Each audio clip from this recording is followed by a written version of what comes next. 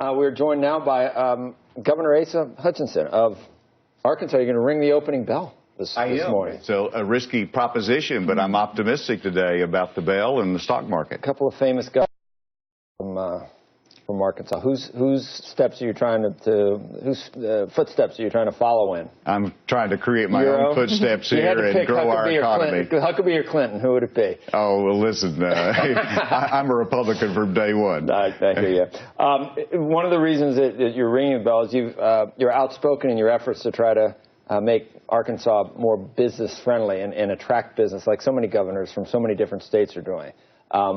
With you, it's a lot, obviously taxation is one thing, but corporate coding or computer coding is high on the list for you. Oh, absolutely. We lead the nation right now in computer science education, which is coding in the classrooms.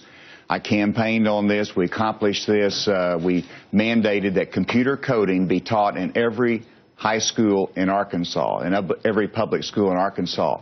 We've had over a 300% increase in students that are taking computer coding, and the largest increase are among females and minorities. So it's a very dramatic change, and this is fueling the micro hubs of technology that we want to develop in Arkansas.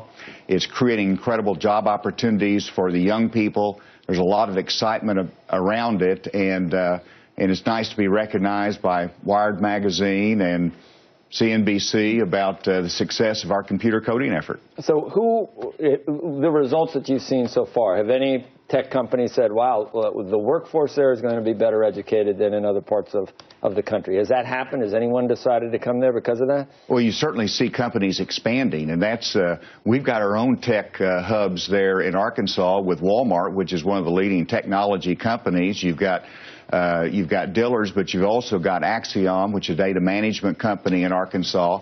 And then we've got startup companies that are doing very well.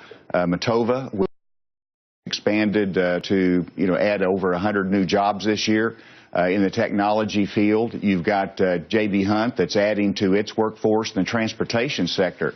We have a very diversified economy in Arkansas, and the coding effort really helps us to retain those companies, provide the workforce, but also send a signal to Silicon Valley that if you want to have cost-competitive prices with coding skills, you better look to Mid-America. So what's the income tax rate in? Too high, but we're lowering it. You're going to be able to. What is the legislature, Republican or Democrat right now? It's Republican legislature, and we had the largest income tax reduction in Arkansas history, $100 million reduction, which lowers the rate, starting with the middle income. And so we recognize that we want to be competitive on our tax rates, and we are, but our income tax rate, we want to continue to work on that. How are the liabilities with the, the government pension plans, et cetera, right now? We've got a good history in Arkansas of financial stability. We've got a Revenue Stabilization Act that keeps us from overspending, and so we haven't run into the problems of other states. And so we have maintained a balanced budget. We have to do that under the law. Our pension funds are solid, and so we're really in good shape financially. What's the income tax rate then? You said it's too high, but you didn't say what 7%. Actually, we lowered it to 6.9% for across the board, but in the lower income, we lowered it to... What would you like to get it to? Well, I'd like to get it down to 5%. It's going to take a while to get there. 5%. That'd be competitive with our surrounding states, and we have lower taxes in other areas, including property taxes. Florida's zero, and it has an ocean. Pardon? Florida's zero. Well, I know. We lose a few folks to Florida, and Texas is zero, and Tennessee is zero. Yeah. So, we've got to be competitive. They don't dry counties either, do they? Arkansas has got enough wet counties. You'll have a good time. Come on. Governor, let me ask you. You've prepared two budgets for this next year. One that takes into account Medicaid expansion, and one that doesn't. It sounds like it's a pretty difficult position to put you in right now.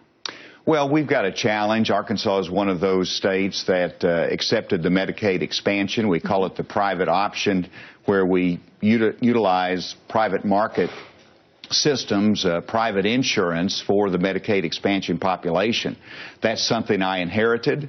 We've continued it. We've got 200,000 on there. We're trying to change it into Arkansas Works, is what I call it, which is adding incentives to work, more employer-based insurance requirements, more personal responsibility requirements in there with the Medicaid expansion population. We've got to be able to save money in terms of the entire Medicaid budget. But we'll get through this. Arkansas is a unique state, and we'll find a unique Arkansas solution for that. You worked with the U.S. Homeland Security Department, right, as well? I did. You feel safe? Should we feel safe? You know, we should feel safe. We should, though, be very concerned about the threat. I like the attitude of the American public that you go about doing your business. You're not held hostage by the threat of terrorism, but you also have to invest in law enforcement, our intelligence community, to properly respond because it's a real threat.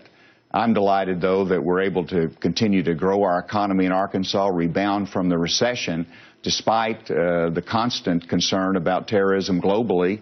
And, our national leaders looking forward to the President's State of the Union address tomorrow to see what his strategic plan is. And I just hope the President spends more time on the strategy against terrorism versus the strategy against firearms. Yeah. Don't be holding your breath too much on that. Do you have a top three Republican hopeful presidential contender? I won't ask you for one because you'll say no. So how about your top three? Who do you like? Well, that's a good question. Of course, Mike Huckabee, being a hometown favorite, will be on that list.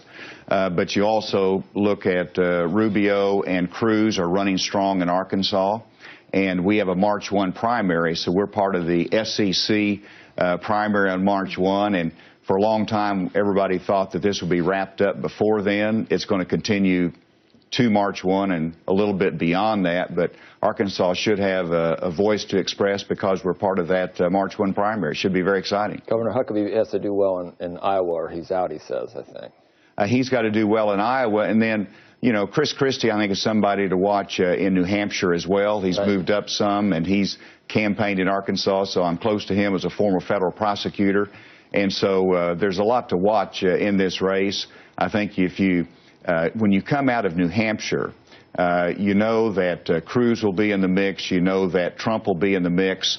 Rubio's in the mix. I think the question is whether Jeb Bush, whether John Kasich, or whether Chris Christie is going to catch that next wave. The establishment governor candidate, former governor candidate, which, they're all vying for, because they think, I don't know, there's a thought that sooner or later that you settle on a establishment governor as maybe the nominee. Can I mention one thing about China for a second? Yes. Because China is a big topic, of course, but I came back from China less than 2 months ago, an incredible trip over there promoting Arkansas.